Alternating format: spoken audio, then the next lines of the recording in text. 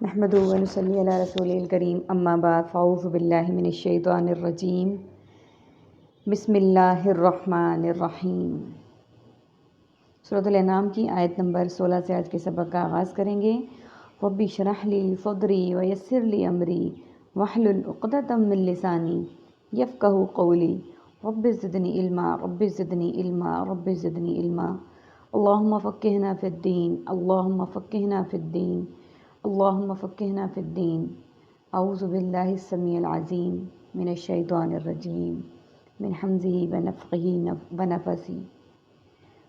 من یصرف، جو شخص کے وہ ٹال دیا گیا، عنہ، اس سے، یومئذ، اس دن، عذاب، فقط، تو یقیناً، رحمہ، اللہ نے اس پر رحم کیا، وذالک، اور یہ الفوز المبین، واضح کامیابی ہے، وَإِن يَمْسَسْكَ اللَّهُ، اور اگر اللہ پہنچائے تجھے، بِضُرٍّ، کوئی تکلیف، فَلَا كَاشِفَ لَهُ، تو نہیں کوئی دور کرنے والا اس کو، الا مگر، ہوا وہی ہے، وَإِن يَمْسَسْكَ، اور اگر وہ پہنچائے تجھے، بِخَيْرٍ، کوئی نفع، فَهُوَ، تو وہ، عَلَى كُلِّ شَيْءٍ قدیر، ہر چیز پر قدرت رکھنے والا ہے، وَهُوَ، اور وہی اللہ، قاہر، غالب ہے، فوق عبادہ، اپنے بندوں پر، وَهُوَ، اور وہی الحکیم، بڑی حکمت والا ہے، الخبیر، خوب خبردار ہے۔ سب سے پہلے میننگز کو دیکھتے ہیں۔ اخاف، خوف، خائف اور اللہ کا خوف، اس کے لیے ہم بولتے ہیں۔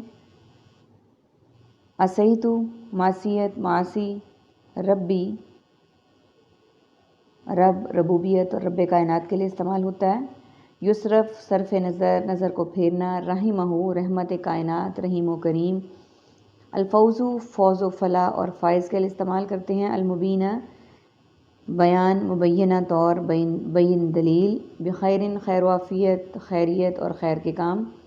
علیحدہ، علی الاعلان اور علی العموم کے لیے اردو میں استعمال کرتے ہیں۔ قدیر، قادر، قدرت اور قدرت کاملہ کے لیے بولتے ہیں۔ فوق، فوق، فوقیت، مافوق الاسباب۔ عربک کا ورڈ ہے ہمارے پاس آیت نمبر 17 میں، یمسک، پہنچائے، کاشفہ، دور کرنے والا، یمسک پھر رپیٹ ہو رہا ہے، وہ پہنچائے، قاہر، غالب ہے۔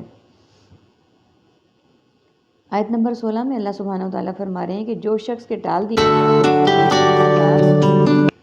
یعنی وہ شخص جس سے اس دن عذاب کو ٹال دیا گیا، وہ کس لیے ہوگا کہ وہ ایسا شخص جس سے اس دن عذاب کو ٹال دیا گیا، وہ دن مراد بڑا دن، قیامت کا دن، حساب کتاب کا دن، اللہ نے اس پر بڑا رحم کیا، یعنی وہ شخص بہت خوش قسمت ہوگا جس سے اس دن عذاب کو ٹال دیا گیا، وہ بڑا خوش قسمت شخص ہوگا جس پر اللہ نے رحم کیا، اور یہی واضح کامیابی ہے۔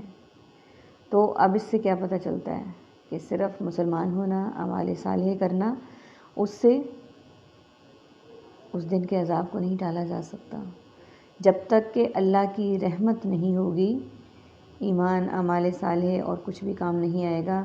اس لیے ہمیں دعا کرنی چاہیے ہر وقت کہ اللہ تعالیٰ ہم پر رحم کریں، اور اللہ کے رحم سے ہم اس دن عذاب سے ٹل جائیں، اللہ تعالیٰ ہم سے عذاب کو ٹال دے، اور یہی اصل کامیابی ہے، یہی واضح کامیابی ہے۔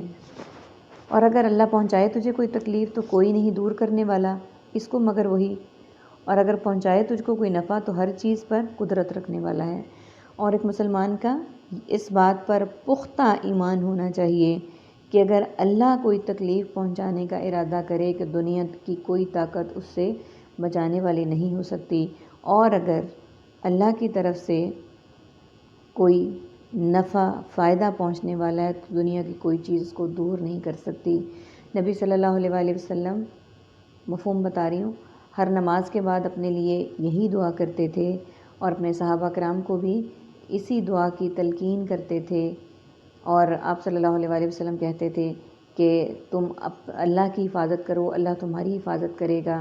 اگر اللہ نے، مفہوم بیان کر رہی ہوں، اگر اللہ نے تمہارے ساتھ بھلائی کا ارادہ کیا ہے تو دنیا کی کوئی طاقت تمہیں برائی نہیں پہنچا سکتی، نقصان نہیں پہنچا سکتی، اور اگر اللہ نے تمہارے ساتھ کسی نقصان کا یا وقتی پریشانی کا ارادہ کیا ہے تو دنیا کی کوئی طاقت اس کو خیر میں نہیں بدل سکتی۔ ہم مسلمانوں کو بھی اس بات پر پختہ ایمان رکھنا چاہیے کہ نفع، خیر، شر، برائی ہر چیز کا مالک اللہ تعالیٰ ہی ہے۔ ہمیں اللہ سے اپنے لیے ہر وقت دعا کرنی چاہیے کہ اللہ تعالیٰ ہمیں نفع بخش علم دے، نفع ہر چیز میں دے، فائدہ دے، ہر شر اور برائی سے ہمیں محفوظ رکھے، اور ہمیں صرف اسی سے ہر چیز مانگنی ہے، اسی پہ توکل کرنا ہے۔ جب ہم اللہ پہ پختہ یقین رکھیں گے تو ہمیں دنیا کی کوئی بیماری، کوئی غم، کوئی پریشانی، کوئی نقصان ہم پہ حاوی نہیں ہوگا، اور اگر اللہ نے ارادہ کیا ہے کسی وقتی پریشانی کا تو کوئی ہمیں بچا نہیں سکتا۔ ہم لوگوں کے ساتھ تعلقات اس لیے رکھیں فلاں ہمیں پروموشن دے گا، فلاں ہمیں اپ گریڈ کرے گا، فلاں ہمیں ایسے کرے گا، نہیں، جب تک اللہ کا حکم نہیں ہے، جب تک اللہ کن نہیں کہیں گے فیکون نہیں ہو سکتا۔